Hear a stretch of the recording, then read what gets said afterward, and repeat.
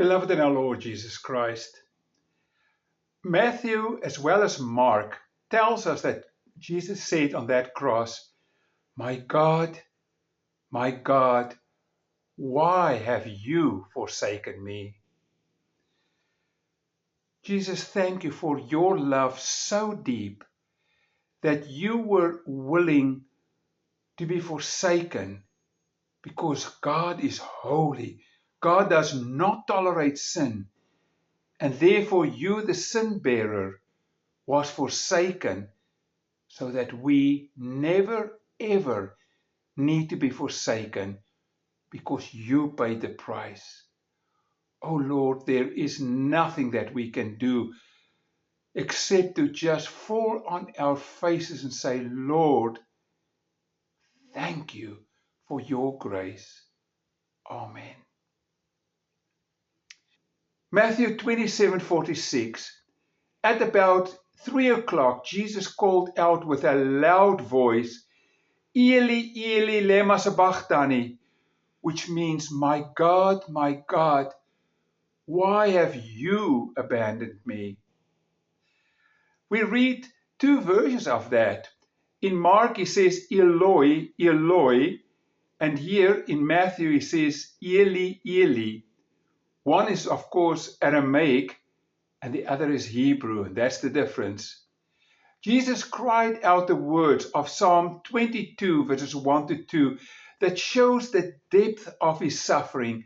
In Psalm 22, we read, my God, why have you abandoned me? Why are you so far away when I groan for help? Every day I call to you, my God, but you do not answer. Every night I lift my voice, but I find no relief. As we heard, God hates sin. Sin evokes incredible anger in God. God will not tolerate to be in the presence of sin. And therefore Christ at that moment where he was carrying the entire sin load of the world experienced the abandonment and despair that resulted from the outpouring of divine wrath on him as sin bearer. Jesus is suffering so much more than just the pain that he endures from the scourge that was opening up his back and the cross. And the cross was no joke. It was the most intense pain that you can imagine. He's suffering much more than the abandonment of his disciples who ran away, much more than the betrayal of Judas or Peter who denounced him, or the hellish mockery of the Jewish leader or the Roman soldiers. The depth of his suffering is much more. It is that he is carrying the sins of the whole world. Think of the worst thing you've ever done. He, the Holy One, carried that. And God's full wrath of sin burst down upon him. Christ at that moment was experiencing the abandonment and despair that resulted from the outpouring of divine wrath on him as a sin bearer. No wonder that he cried out, my God, why have you abandoned me? Let's look at him with awe and absolute wonder. He did that for us. He washed our sins away. He destroyed sin, death, and Satan so that these things can never take a hold of us anymore. That brings us to an important question. How can God forsake God? Jesus, after all, was God, and the Father is God. Two persons, part of one being. God forsook the Son's human nature. That's the answer.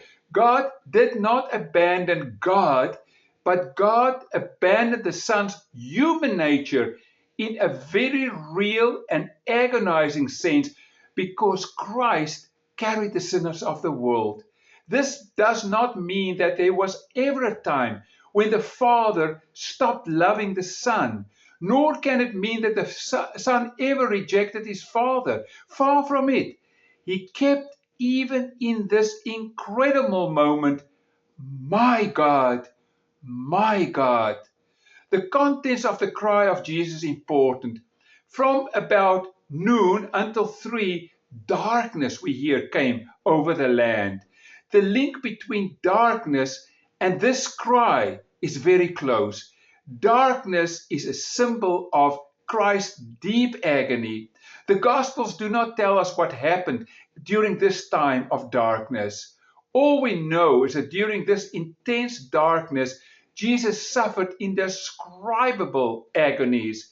He was made sin, says 2 Corinthians 5:21. He was made a curse. He was wounded for our transgressions and bruised for our iniquity. The Lord was laying on him the iniquities of us all. For Jesus, with a superbly love for the Father, this terrible isolation must have been all the more agonizing.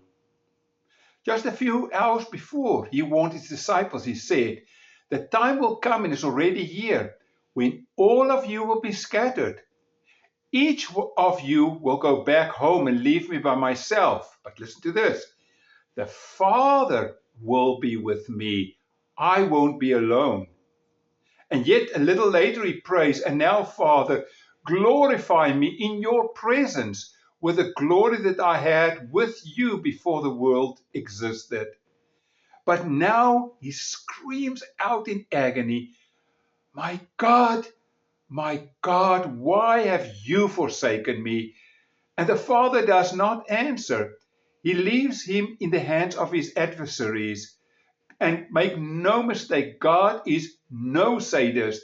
He must abandon Jesus in order that he might fully undergo the punishment due for his people's sins, for your sins and for my sins. Just think of it.